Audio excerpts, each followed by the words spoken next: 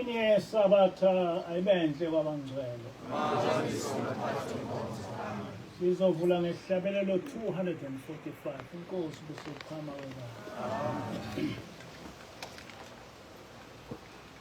Ngiyambonga uJehova.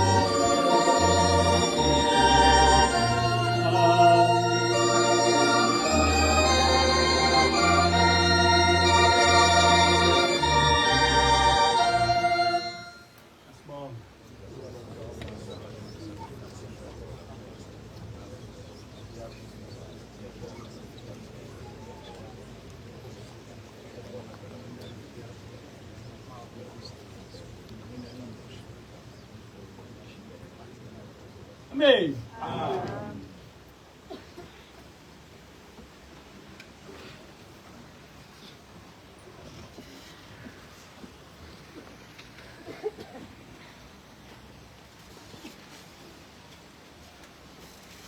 Ngiyafisa ukuthi namhla sikhumbuzane njengebandla ukuthi sisukaphi ukuthi siyaphi.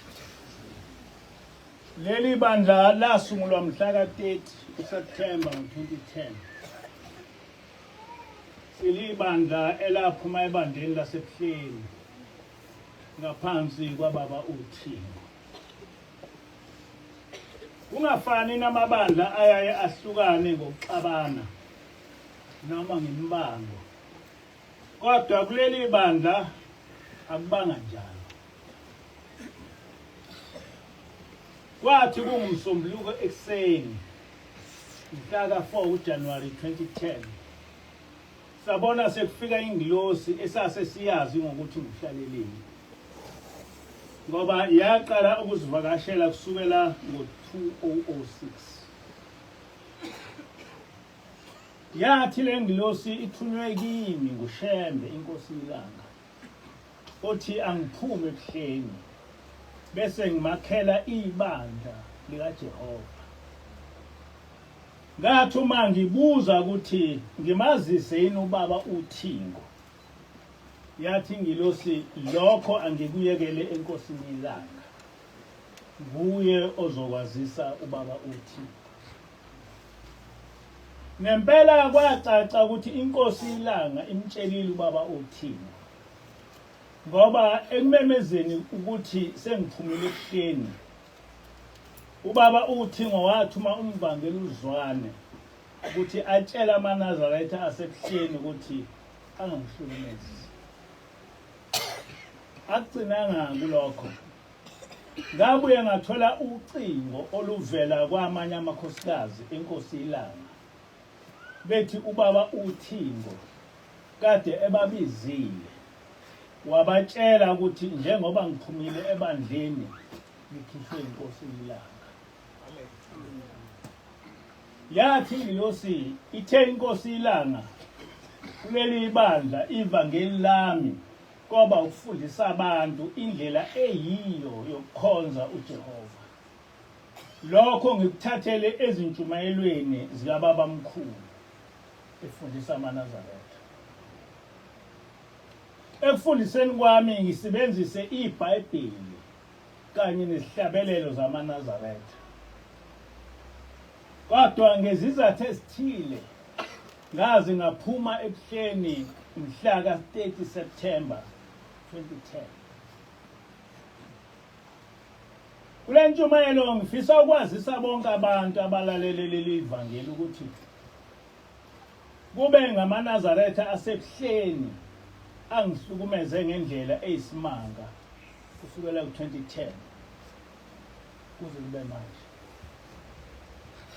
Njengoba sengichazile, mina angihlubukanga ebuhleni, kodwa kwafika ingilosi yangikhipha ithi ithunywe inkosi ilanga. Angikufihlanga ukufika kwale ngilosi ngo-2006, ngoba ngabatshela abafundisi engangingaphansi kwabo okwakungumfundisi uThelezi nomfundisi uKhumalo kanye nabanye abantu ababeseduze kwami. Njengoba uThingo lwaluyalile amaNazaretha ukuthi angangihlukumezi, konke ukuhlukunyezwa kwami ngamaNazaretha asebuhleni kwaqama leli bandla seliholwa uNyazi. Mhlawumbe kuba ngangahambi nengilosi ngoba namanje sahamba nayo ngabe sengafa, ngoba abanye babezama ngisho ukungibulala. Njengawo wonke amanye amabandla amaNazaretha asuke engekho ebuhleni, nami ngabizwa ngokuthi ngiyiphekula. AmaNazaretha-ke kaNkulunkulu kwathiwa ngamampanza retha. manje sekufike lapho ngingasakwazi khona ukubekezela lezi zinhlanga. Ngisazochaza kabanzi ngezinhlamba engihlale ngithuka ngazo ngamaNazaretha Onyas. Njengoba sengichazile, inkosi ilanga yathi angiyakhele ibandla. Kuleli bandla ngifundisa abantu indlela eyiyo yokukhonza uJehova. Konke lokhu ngikwenze ngokuthathela eBhayibhelini nasehlabelelweni zamaNazaretha. Ngakho-ke izintshumayelo zami eziningi zithathelwe ezimfundisweni zikaShembe umqali wendlela. Lokhu ngaqala ukushumayela kusukela ngo-2010 nginevangeli elithi asikhonze noma sidumise uJehova ngokugcina imithetho yakhe etholakala eBhayibhelini njengoba uShembe esifundise kanjalo. Namhla-ke ngiyafisa ukwenaba kuleli gunya lami lokusungula leli bandla ukuze bonke abantu babheke ukuthi kukhona yini engikwenzile okuphambene nengithume inkosi ilanga. Ngakho kusukela ku-2010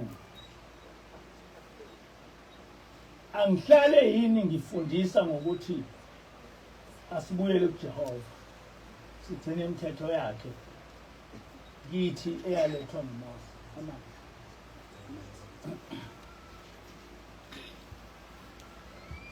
Kafuphi ngizogxila ezintshumayelweni zikaBaba Mkhulu ngoba mhla ngithunywa kuba ngiqhubele leli vangeli, inkosi ilanga yathi yothathela ezintshumayelweni zomprofeti efundisa amaNazaretha indlela eyiyo yokukhonza uJehova. Nansi-ke enye yezintshumayelo zomprofeti iZashembe lapho efundisa amaNazaretha indlela eyiyo yokukhonza uJehova.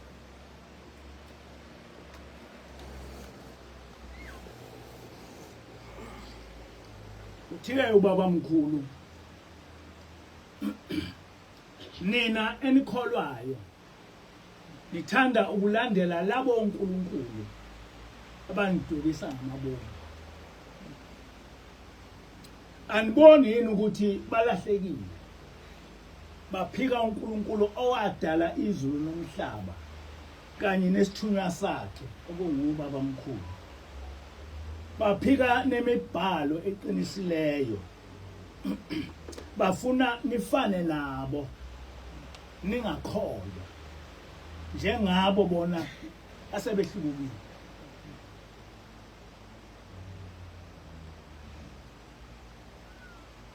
Njengoba ehlale esho uBaba Mkhulu uthi uyisithunywa sikaNkulunkulu.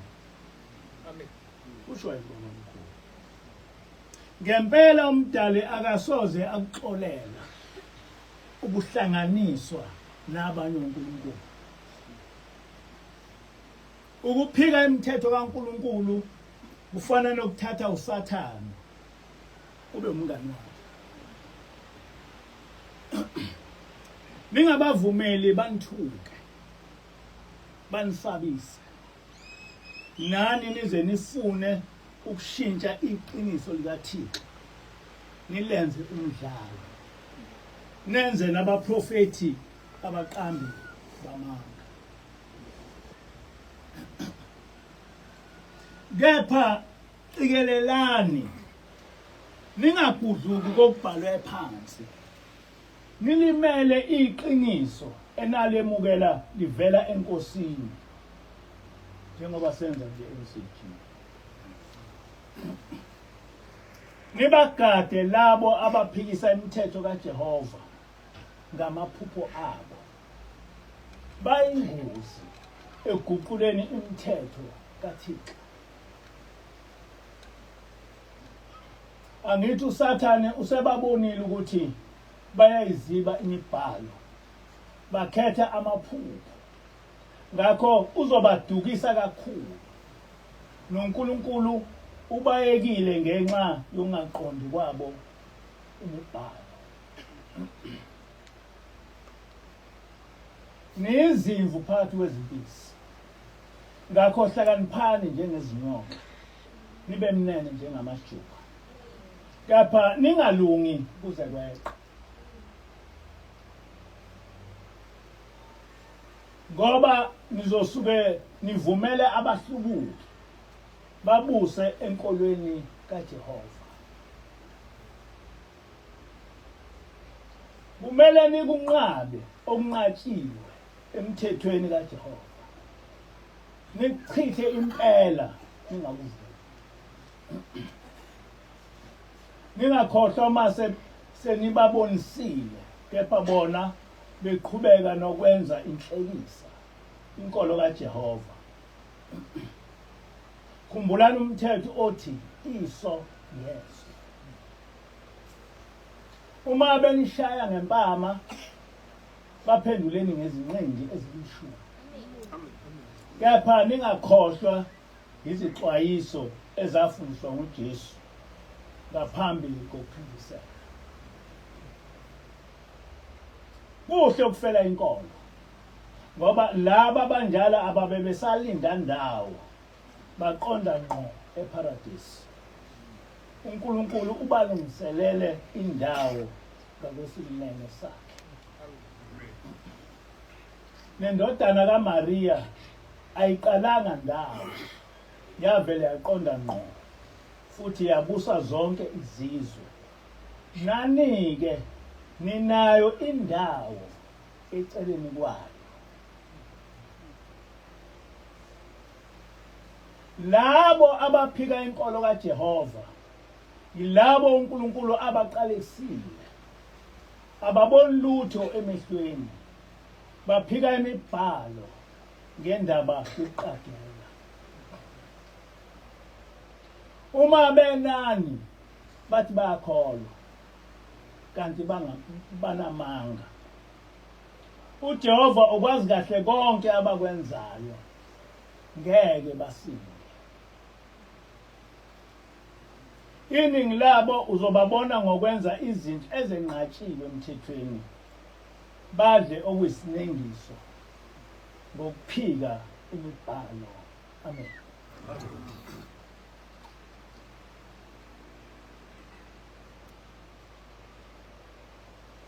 uShembe uthi uNkulunkulu akafuni ukuhlanganiswa noNkulunkulu abangalidalanga izulu nomhlaba. Le mfundiso umprofeti wayithathela eBhayibhelini. U-Isaiah 43 verse 10 to 11 uNkulunkulu ukhuluma kanje ngomlomo womprofeti Isaiah. Ningofakazi bami ukuba nazi ukuthi nginguye onguye. Ngaphambi kwami akwenziwanga uNkulunkulu, nasemva kwami akubabikho akayiba khona. Mina nginguJehova, ngaphandle kwami akakho umsindisi. Ukuqalisa okukhulunywe nguNkulunkulu, uShembe wabuye waqamba iHubo 119 elihamba kanje. Thina siyamthanda lo onokusindisa.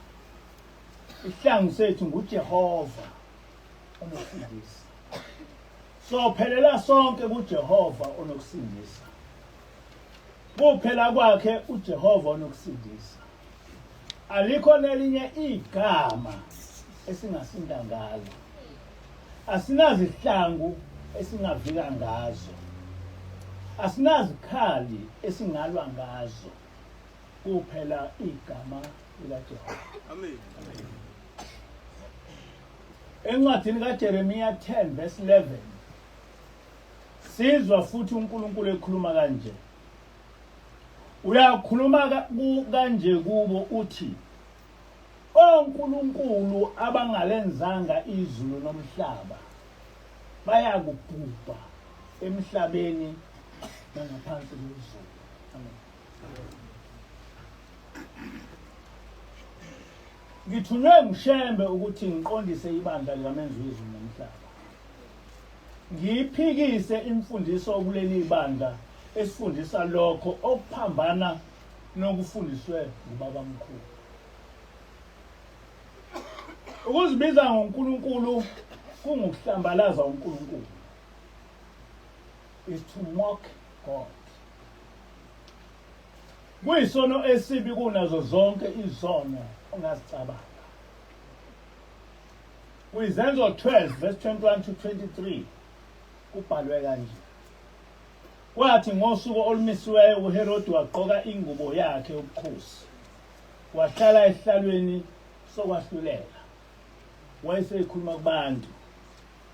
Abantu bamemeza bathi izwi likaNkulunkulu akusilo izwi lomuntu. Kepha ingilosi yenkosi yamshaya khona lapho. Ngokuba engamnikanga uNkulunkulu udumo. Wadliwa izintethu wafa.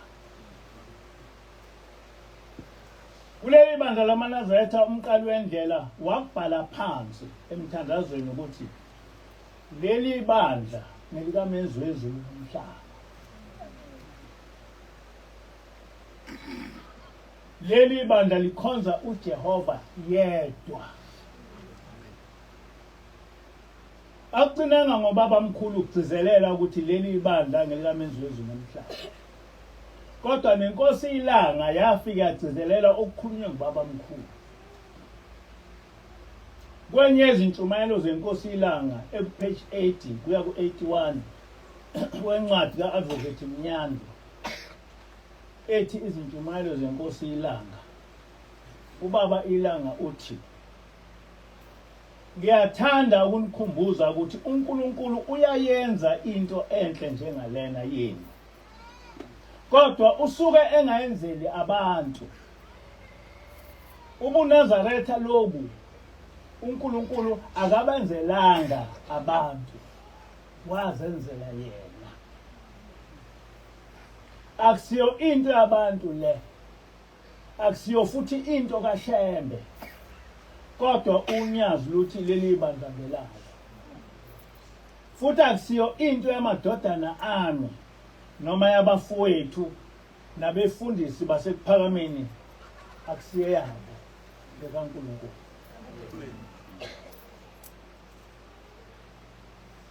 Ukuphakama akusikho okukaShembe lo obonwayo. UkaNkulunkulu. NgokaShembe osezulwini. NgokaShembe waqalayo lokhu kuhamba. Njengoba silapha nje singabe inkosi yasemaqadini. Kodwa nina eyenu inkosi ayibona nguNkulunkulu kuphela. Ayikho enye. Kodwa amaNazaretha onyazi asenenkosi ebonwayo. Ngakho libambiseni lelo lizwe noma nini. Noma singasekho thina emhlabeni. Nikhumbule ukuthi ubuNazaretha lobu akusikho okomuntu. uShembe lo owaphemba lokuNazaretha wayengesimuntu, wayevele ezulwini, kodwa wayengaqala ukufika lapha emhlabeni. Wayefike ayiphembe lento esibuthene ngayo, ayishiye, acabange ukuthi izosala ilunga. Bese emva kwakhe kuvela abantu abanjengami, bathi bangabaholi, bengenawo umoya kaShembe, bese beyiphambukisa lento, sebeyiphendula ngokuthakathaka babo. Amen. Njengoba yasho inkosi ilanga, kuleli bandla lamaNazaretha sekuhambe kwahamba kwavela uShembe osekuphambukisile ubuNazaretha, osethi nguye uNkulunkulu. Uphikisa ubaba mkhulu nenkosi ilanga. Useliqhwagile leli bandla owaqala ukulihola. Useliqhwagile leli bandla owaqala ukuhola eselineminyaka edlulile ekhulwini namashumi amabili labakhona, naye owalifica linabalandeli ababalelwa esigidini. Sonke sahamba ibandla lamaNazaretha libalelwe egidini. Akagcinanga ngokuphikisa ubabamkhulu uNkosi iLanga, kodwa useqhage uNkulunkulu umdali wezulu nomhlaba, uthi sekunguye uNkulunkulu wamaNazaretha. Usechithe yonke imithetho yokukholwa ebusa amaNazaretha njengoba yafundiswa umqali wendlela. Kodwa ubabamkhulu wayazi ukuthi kohambe kuhambe sihlangane nalesi simo. Uthiwe umqali wendlela, nina bakholwayo nithandelane ukulandela labo uNkulunkulu abadukisana ngamabomu. Aniboni yini ukuthi balahlekile, baphika uNkulunkulu owadala izulu nomhlaba kanye nesithunywa sakhe? Baphika nemibhalo eqinisileyo, bafuna nifane nabo, ningakholwa njengabo bona esebehlulekile.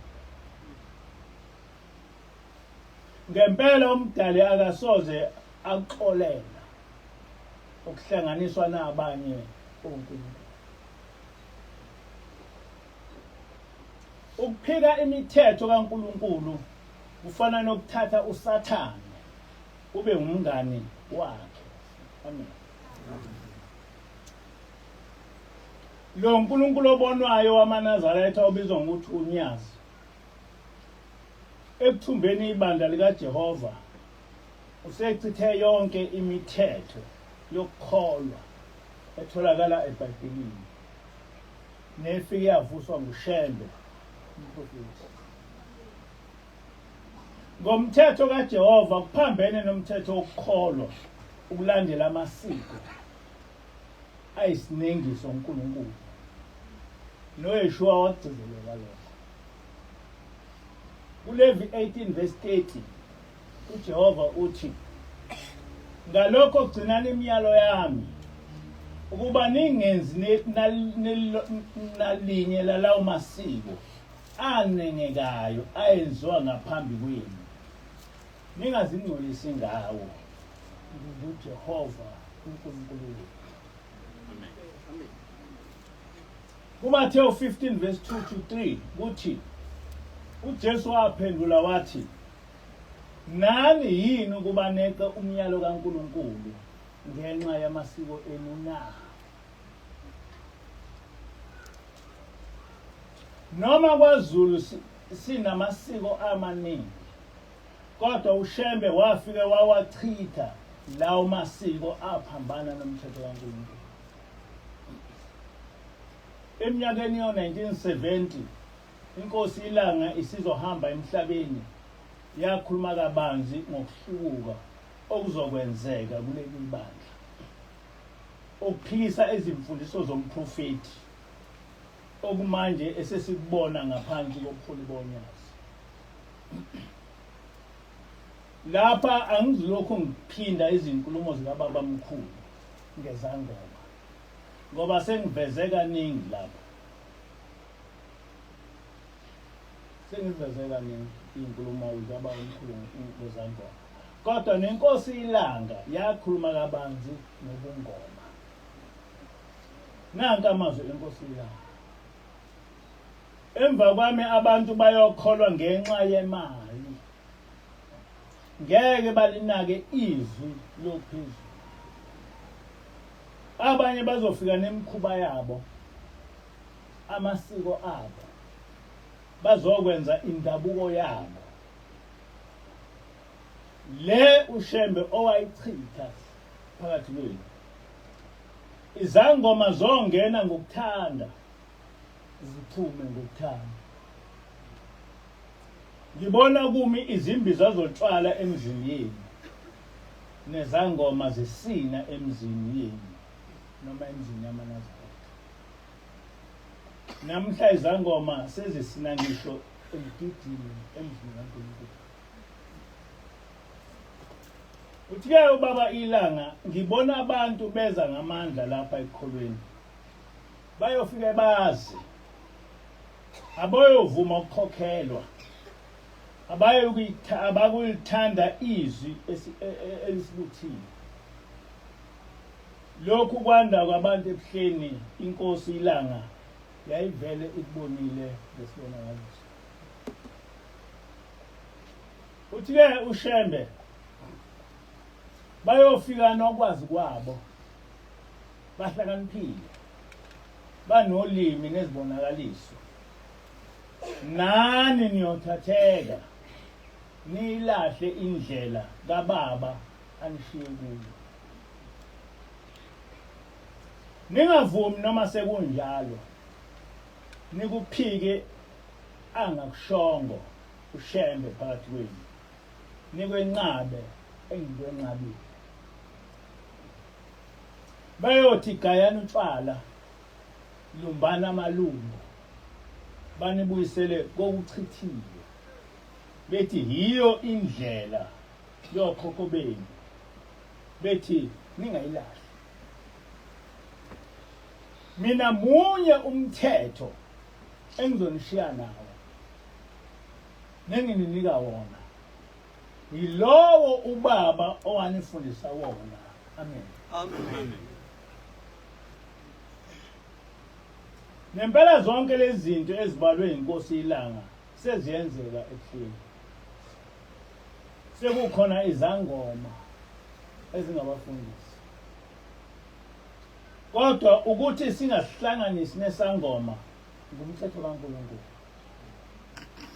KuLevi 20:27 uNkulunkulu uthi owesilisa noma owesifazane ongenwe yidlozi noma ngumoya wokubhula uyobulawa nokubulawa akhandwe ngamatshe igazi lakhe libe phezu kwakhe.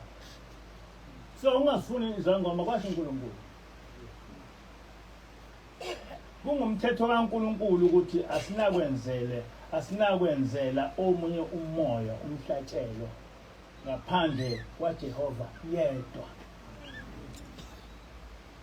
Exodus 22:20 uJehova uthi owenzela abanye uNkulunkulu umhlatshelo engenzela uJehova yena yedwa uyobhujiswa.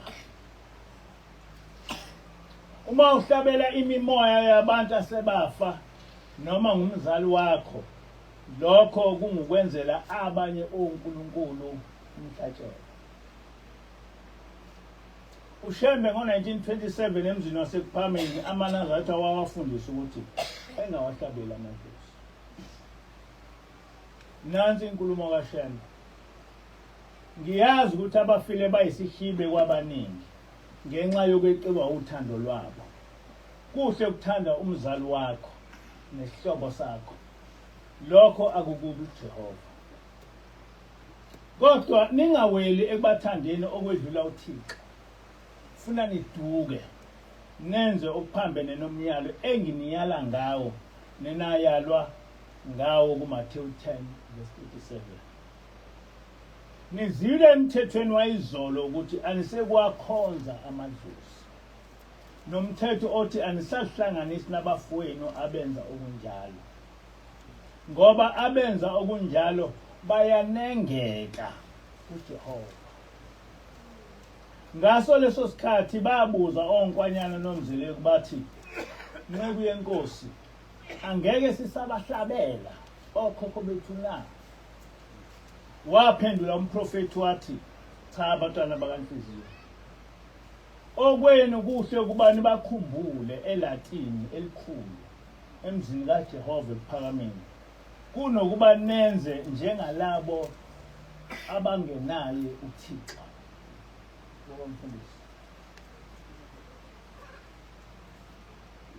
Okubalekile lapha ukuveza umthetho kaJehova esafike sawufundiswa nguShembe umprofeti.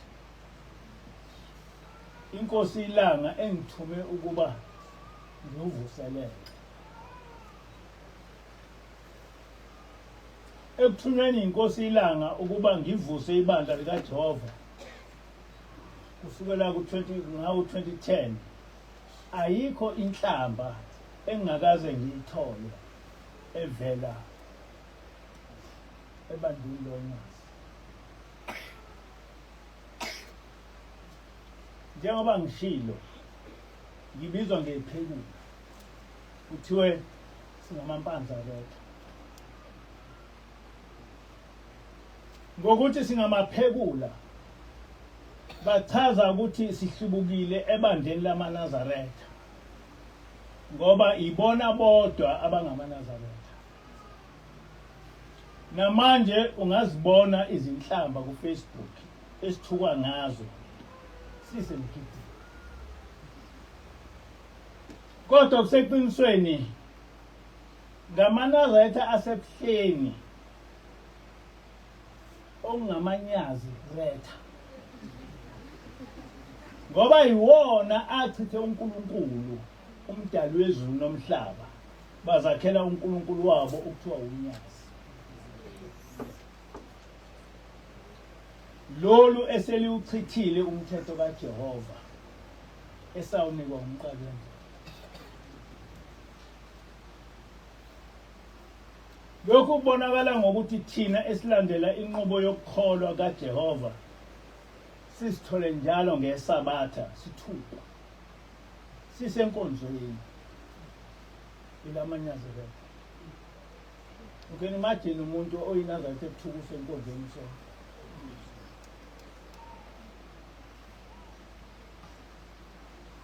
Okusobala ukuthi basuke becasulwa ukuthi sishumayelelani uNkulunkulu wabuNyazi lungashumayeli.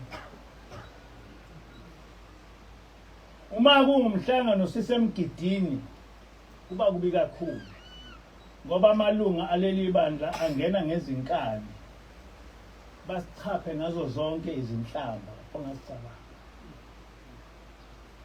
Abanye bechoma ngobuncane bethu ngoba bona bethi bayizigidi. Kodwa umuntu ophila kahle ekhanda ungathi belibandla elineminyaka engaphezulu kwe120 labakhona bese behlale bencintisana nebandla elineminyaka engaphezulwana kwe10 lisungulwe. Yini bengancintisani namabandla afana noZCC okungowabo nangeminyaka? Ngeke bakwenze lokho ngoba entuthukweni yamabandla bayihlazo. Yonke iminikelo yebandla labo yakha uxhaxha lwesitezi zoNyasi. Abakwazi ukuncintisana neZCC ukuthi iminikelo yebandla isetshenziswa kanjani ukuthuthukisa ibandla nomphakathi. Angeke ukholwe ukuthi ebuhleni ongomkhulu waleli bandla akukho ngisho izindawo zokuzikhulula. Nakulesi sikhathi samanje amakholwa asasikhulula esihlahleni.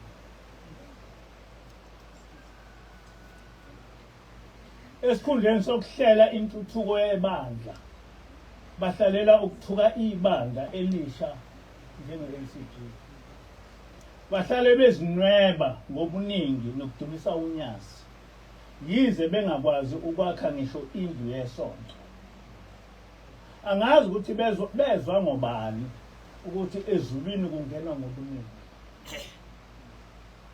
Lokho kukodwa kubonisa ukungazi lutho ngokukholwa othuluka. Ngoba uma umuntu ebabaza ukukhulu kwebandla angazi ukuthi ukuthini ngokukholwa. Ngoba ukukholwa kumuntu oyedwa. Kuyisho ukuthi umsebenzi womprofeti ohluphekele kanje ethukwa njengoba nathi sithukwa usuvele wacekelwa phansi ngumholi inkosi ilanga ethi akanamoya kaShembe. unyaza Lushumayeli ngingasayiphathi ke eyokusini. Ngaleso sizathu ke abalandeli balo bakhiphela kithi isibhongo ngokuthi bashiye imigidi yabo bese bezosixhapha ngezinhlamba sisemgidi sidumisa uJehova. Akuthine sathi abathathe umuntu emgwaqeni bamenza uNkulunkulu. Ngakho ke asingathwali amacala esingahlangene nawo. Noma nabo ngababuza angeke bakuchazele ukuthi yini ebakhathaza kangaka ngathi.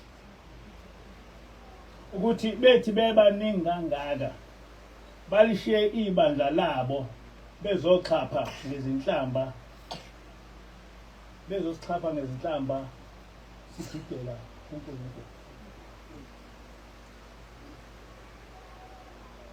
Ayikho into engake ngayenza noma ngayisho ebandleni lasebuhleni ngaphandle kokuthi njengokuthunywa kwami inkosi ilanga ngibaqondise uma sebechitha umthetho kaNkulunkulu esawufundiswa ngumprofeti.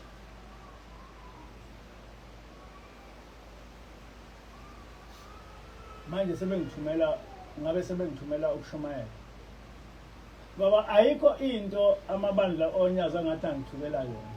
Ayikho nje into engangathuka ngayo umuntu ngaphandle kokuthi ngiqondise ukuthi lokho akuhambi kanje kuhamba kanje futhi ngikuthathele eBhayibhelini. NamaKristu ngiyaye ngiwatshele uma eseqa umthetho kaNkulunkulu, kodwa akekho umKristu owake wangithukela ukushumayela leli vangeli ngoba nabo basuke bebona ukuthi kukho konke engikhulumayo ngikucaphune encwadini engcwele. Ekuseni kade ngikhuluma ngokugunda namaKristu onke ngisabafundisi, kodwa ngeke bekwazi ukungithuka ngakho ngoba ngikuthatha eBhayibhelini bayabuka abazona phela izindini. Ngakho-ke angikwazi ukuthula unyazi luthatha ibandla likaJehova ngoheshe. Ngisemi kulokho kwakukhulunywa ngoMeshaki, oShadrach no-Abednego ukuthi uma kuvuma uNkulunkulu kulungile yini, kodwa thina manazatha uNkulunkulu asisoze sabakhonza onkulunkulu abangalidalanga izulu nomhlaba. Amen. Njengoba nobabamkhulu esho akekho oyosisusa emthethweni kaNkulunkulu othi asikhonze uJehova yedwa. Amen. Okugcina ngithi uma ngiqamba amanga ukuthi ngathunywa inkosi ilanga ukuba ngivuse ibandla likaJehova, kodwa ngingathunywanga, ngithi kusukela manje uNkulunkulu wasekuphakame akangigezisi ngokuqamba amanga ngegama lakhe.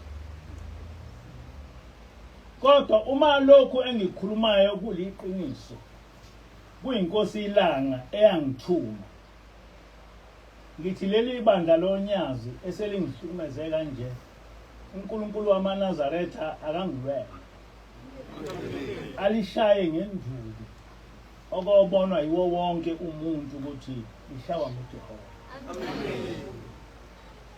Leli bandla limchithe kubuka bonke abantu umenzi wezulu nomhlaba ebandleni lakhe, badicilela phansi umsebenzi womprofeti bazodumisa uNkulunkulu oyisithombe endlini kaJehova. Ngoba satshelwa umprofeti uthi leli bandla likamenzi wezulu nomhlaba ubhala phansi.